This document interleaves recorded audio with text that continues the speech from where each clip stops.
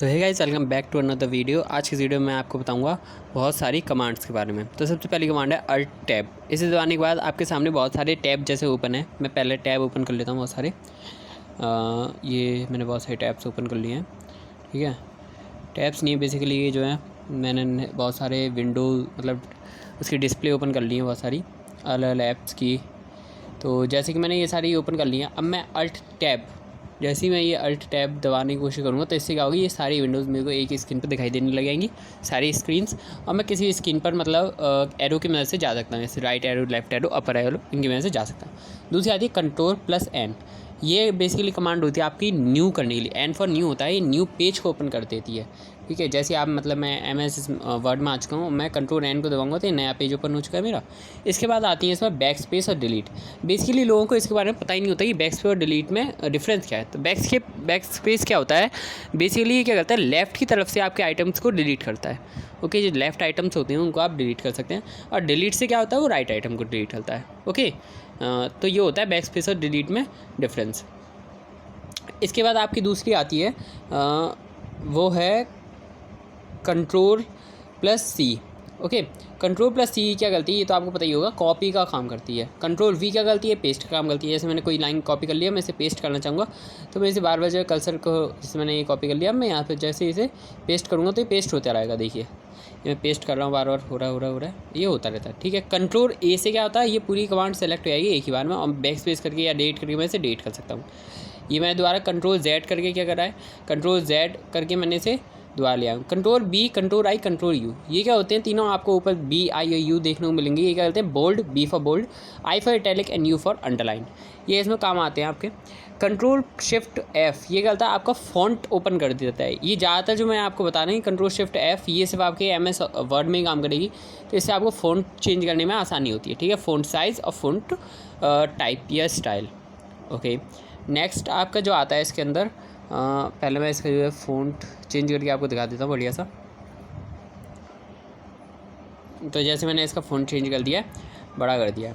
Okay, इसमें आप ये देख पा रहे होंगे, इसमें आपको सुपरस्क्रिप्ट और सबस्क्रिप्ट मिलता है। Ctrl+Z और Ctrl+Y क्या होता है, Ctrl+Z is basically for redo and Ctrl+Y for undo. Okay, तो ये होते हैं आपके कमांड्स MS ऑफिस के अंदर, या MS वर्ड बेसिकली हम कह सकते हैं। तो ये होता है। Ctrl+N तो मैंने आपको बता ही दिया है। Ctrl+L फॉर न्यू होता है, तो मैं न्यू पेज इसमें ले आया हूँ जैसे कि ये, तो ये न्यू के लिए ओपन हो जाता है। ओके, यहाँ पे जैसे मैंने वही अल्ट टैप करके बहुत सारी ये ओपन कर ली हैं, तो आपको इसमें देखने को मिल जाएगा नया एक ओपन हो चुका है इसके अंदर। अब इसके बाद आपके आती है Ctrl+S। ये फाइल हमारी बन चुकी है, सेव करनी है तो Ctrl+S से आप इसे डायरेक्ट सेव कर सकते हैं। ठीक है, Ctrl+S के बाद इसमें एक आपकी F12 आती है। F12 क्या करती है, बेसिकली ये भी सेव का ही काम करती है। ये आपके फंक्शन की होती है। डायरेक्ट आप Ctrl+S नहीं दबाने से F12 करके इसे आप सेव कर सकते हैं, इसी फाइल को सेव एस के रूप में। ओके, यहाँ पे आपकी सेव हो चुकी है, किसी भी फोल्डर में आप इसे सेव कर सकते हैं। सेव करने के बाद इसमें आते हैं बहुत सारे फंक्शंस। अब जैसे मैंने सेव कर लिया, इसे मैं कट कर दूँगा, कैंसिल करके मैंने कट कर दी। ओके, अब आए थे हम गूगल क्रोम पे। गूगल क्रोम पे Ctrl+N का क्या मतलब होता है, न्यू।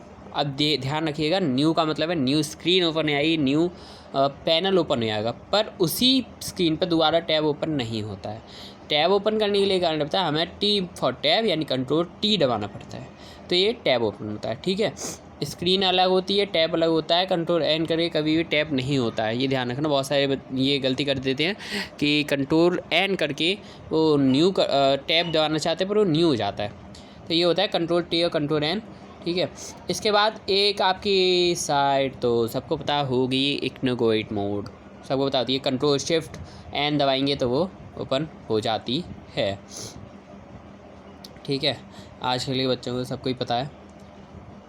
तो और जैसे मैं आपको ओपन करके दिखा भी देता हूँ, तो मेरे को क्या होता है, Ctrl+Shift+N ये आपकी ओपन हो चुकी है इग्नोगोइट टैब। इसमें आपको Ctrl+T करेंगे तो इसी स्क्रीन पे टैब ओपन होते जाएंगे।